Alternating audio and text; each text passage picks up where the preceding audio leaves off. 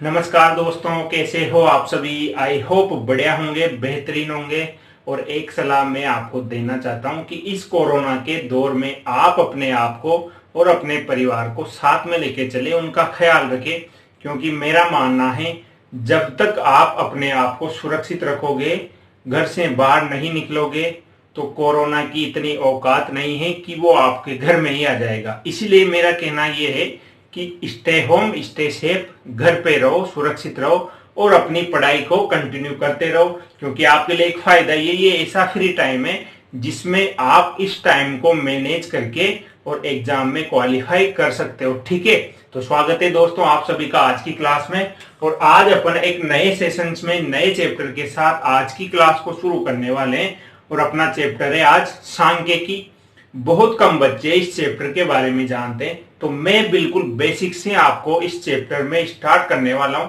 तो मेरे साथ जुड़ जाइए वीडियो में और वीडियो के अंत तक जुड़े रहें। यदि वीडियो अच्छा लगता है तो आप इस वीडियो को तुरंत लाइक कर दें और देखिए क्या पढ़ना है, कैसे पढ़ना है। देखिए, बिल्कुल चैप्टर का नाम है अपना सांख्यिकी। अब इसमें क्या पढ़ना है, एग्जामिनर आपसे क्या पूछेगा, मेरी बात को अच्छे से समझना।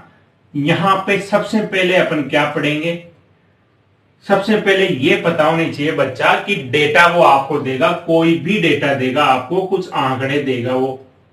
अब आंकड़े किस टाइप के होंगे, मैं एक छोटे से उदाहरण से अगर आपको समझाऊं कि आप 5 या 10 स्टूडेंट हो, एक क्लास में 10 स्टूडेंट है। कोई टीचर आया अंग्रेजी का या अंग्रेजी सब्जेक्ट का कोई टीचर आया और उसने क्या किया, किसी टेस्ट, कोई टेस्ट हुए, 3 टेस्ट हुए, तो उसने टेस्ट के नंबर स्टार्ट किए सुनाने। तो किसी बच्चे के मान लो 20 में से किसी बच्चे के 10 नंबर आए, किसी के 11 नंबर आए, किसी के 12 आए, किसी के 20 में से 20 आए, किसी के 20 में से 15 आए, 18 आए।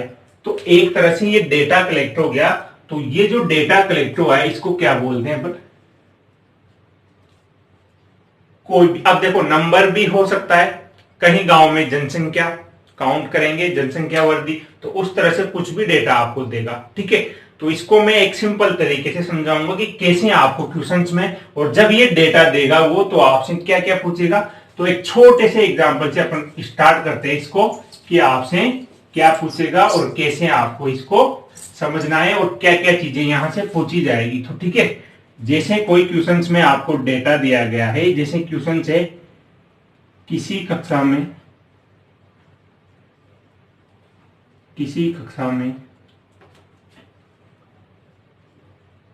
विद्यार्थियों के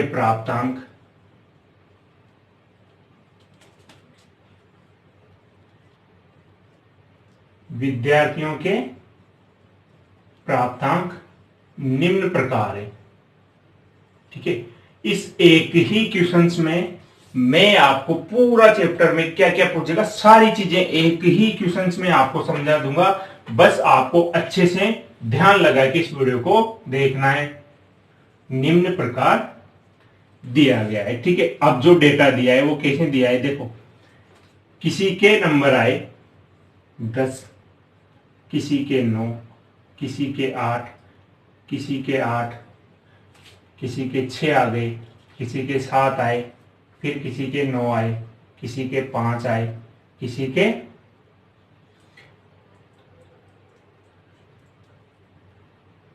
7 आए। ठीक है, ये नंबर किसी कक्षा में विद्यार्थियों के आए। अब इस क्वेश्चंस में आपसे क्या क्या पूछा जा सकता है।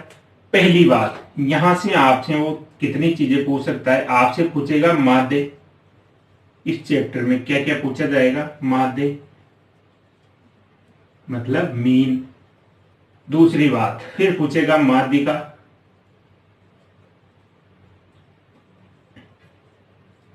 अब ये होती क्या है, माध्यिका, माध्य, सारी चीजें इस एक ही क्वेश्चन से आपको समझ आ जाएगी। फिर पूछेगा आपसे बहुलक,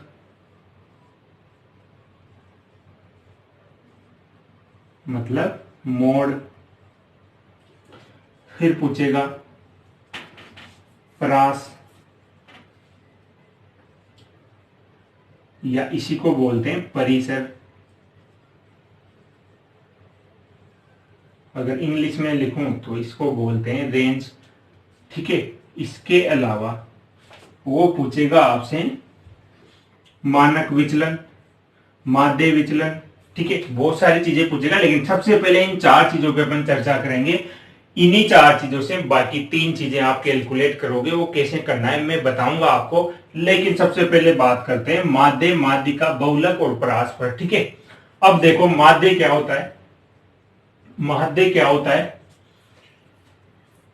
माध्य होता है दोस्तों, इसको इस साइन से दर्शाएं अपन, तो माध्य क्या हो जाएगा, राशियों का योग। जो डेटा आपको दिया है, राशियों का योग बटे इनकी संख्या, ठीक है। तो अब देखो राशियों का योग मतलब आपको ये जितनी भी डेटा आपको दिया गया है सबको काउंट कर दो, और एन का मतलब है ये कितने डेटा आपको दिए उनका भाग लगाना है। तो देखो मैं इन सबको जोड़ रहा हूं, 10 और 9 19। अब देखो आप इस तरह से जोड़ने से बढ़िया है कि इनको काउंट कर लो कौन कितनी बार आया। देखो 8 कितनी बार आया है, 1 2 2 बार, तो 2 अट्ठे 16, ठीक है। फिर देखो 10 एक बार आया है, 9 कितनी बार आया, 1 और 2, 9 इंटू 2 18। फिर देखो 6 कितनी बार आया, 2 बार, तो ये 12। फिर देखो 6 हो गया, 8 हो गया, 9 हो गया, ठीक है। अब देखो 10, ये 10 लिख दिया।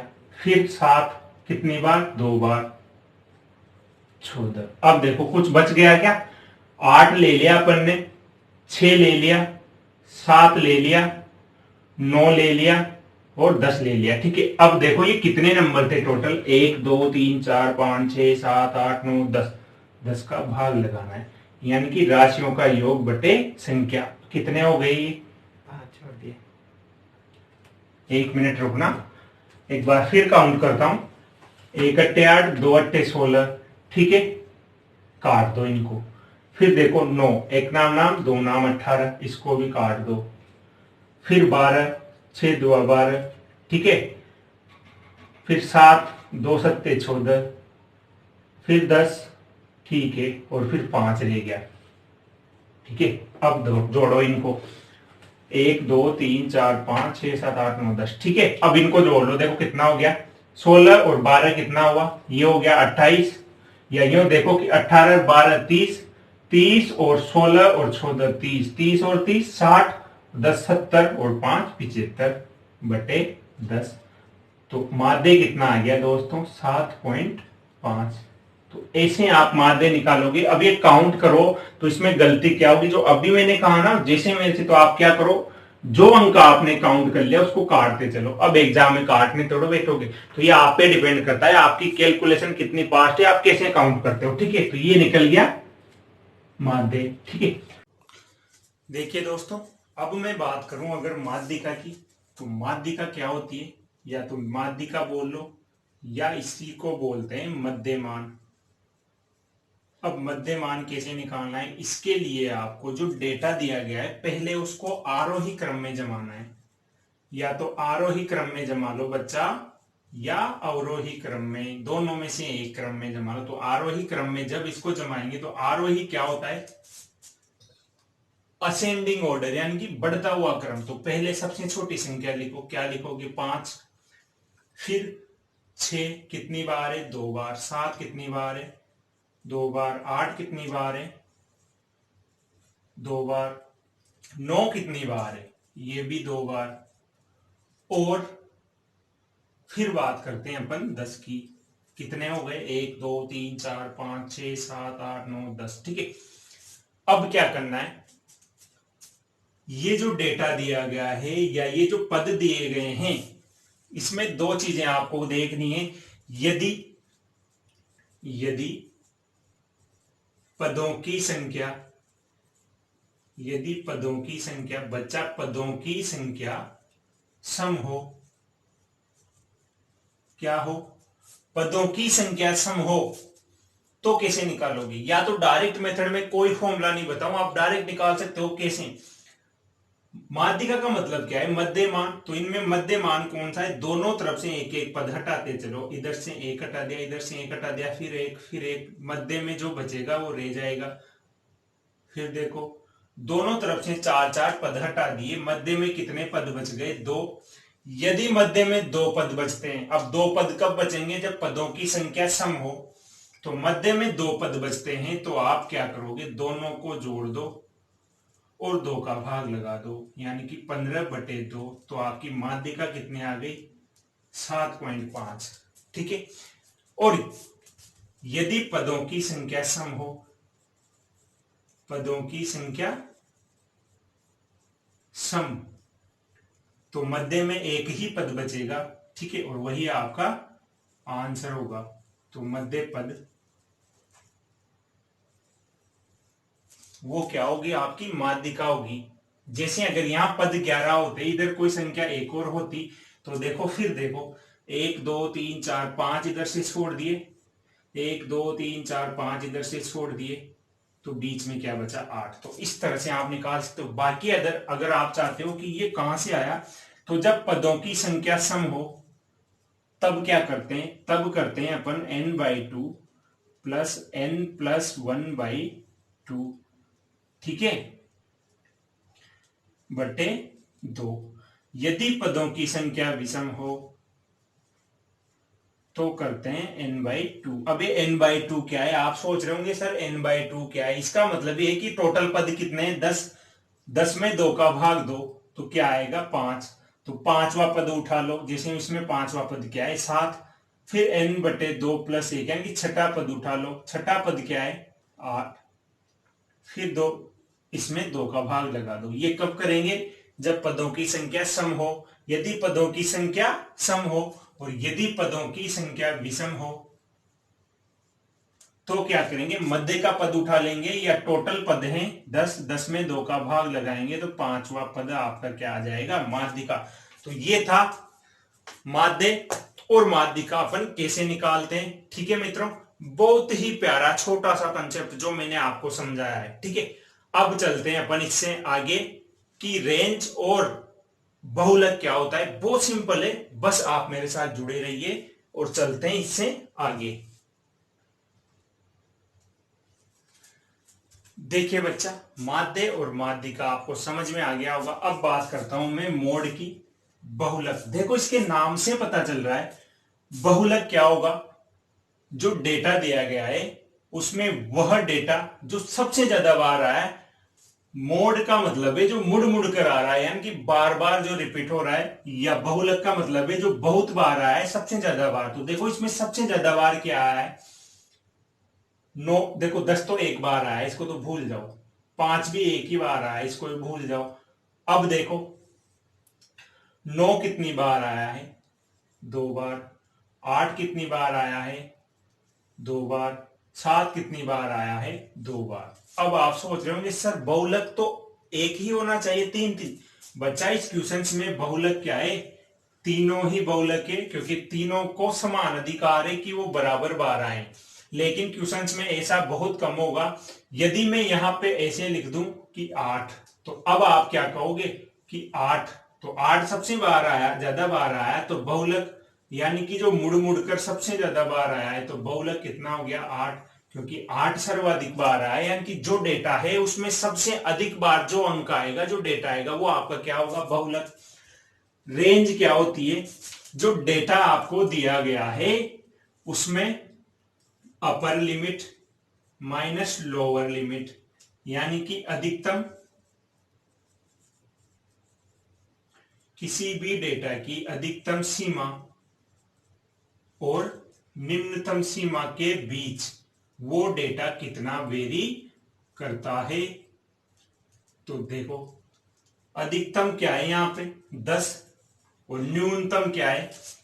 न्यूनतम 5। तो आपकी रेंज कितनी आ गई बच्चा? परास क्या है? मतलब जो डेटा है वो किस रेंज में, किस परास में वेरी कर रहा है? 5। यानी कि 5 से और 10 के बीच में डेटा वेरी कर रहा है। तो इसकी जो रेंज है वो कहां तक है? 5 तक। तो इसकी रेंज क्या आ गई? 5। इसी रेंज को क्या बोलते हैं अपन? परिसर या परास। तो ये थी 4 चीजें जो अपन सांख्यिकी में क्लियर कर चुके हैं। किसी को कोई डाउट हो बच्चा तो आप कमेंट करिए, नेक्स्ट वीडियो में इससे आगे क्या क्या पूछा जा सकता है इस चैप्टर में मैं पूरा बेसिक बताऊंगा। देखो, किसी भी चैप्टर को स्टार्ट करने से पहले आपको 3 चीजें याद होनी चाहिए। उसका बेसिक, फिर उसके कॉन्सेप्ट, ठीक है, फिर उसका क्वेश्चन प्रैक्टिस। कॉन्सेप्ट क्लियर है तो फिर क्वेश्चन प्रैक्टिस कीजिए। क्वेश्चंस कौन से? एग्जाम बेस्ड, जो एग्जाम में आएंगे 100%। और मैं अभी इस चैप्टर का बेसिक कराने के बाद आपको वही क्वेश्चंस कराने वाला हूं जो एग्जाम में बार बार पूछे गए हैं। तो आई होप आपको सेशन अच्छा लगा होगा। जाने से पहले एक बात कहूंगा, इस कोरोना महामारी में आप अपने आप को सुरक्षित रखिए, क्योंकि आप सुरक्षित हो तो पूरा हिंदुस्तान सुरक्षित है। यदि देश का प्रत्येक बच्चा, प्रत्येक नागरिक अपनी जिम्मेदारी स्वयं ले ले कि मैं कोरोना को पास नहीं आने दूंगा, मैं घर से बाहर नहीं निकलूंगा, तो आपकी जिम्मेदारी है कि आप अपने घर पे रहिए, अपनी पढ़ाई को कंटिन्यू करिए, अपने परिवार वालों का ख्याल रखिए। यदि देश का हर नागरिक ऐसी सोच बनाएगा कि मैं अपना और अपने परिवार का ख्याल स्वयं रखूंगा, तो इसका मतलब ये है कि जब देश का प्रत्येक नागरिक, प्रत्येक बच्चा ये सोच रखेगा तो देश की सुरक्षा अपने आप हो जाएगी। और उम्मीद करता हूं, दुआ करता हूं कि जल्द से जल्द इस महामारी से इस देश में शांति का माहौल बन जाएगा। बस अपने विचार पॉजिटिव रखो दोस्तों, क्योंकि पॉजिटिव और सकारात्मक सोच ही व्यक्ति को आगे पहुंचाती है, सफलता दिलाती है। ठीक है मित्रों, यदि सेशन अच्छा लगा है तो वीडियो को लाइक करें। मिलते हैं अगले वीडियो में इससे आगे। ठीक है, धन्यवाद।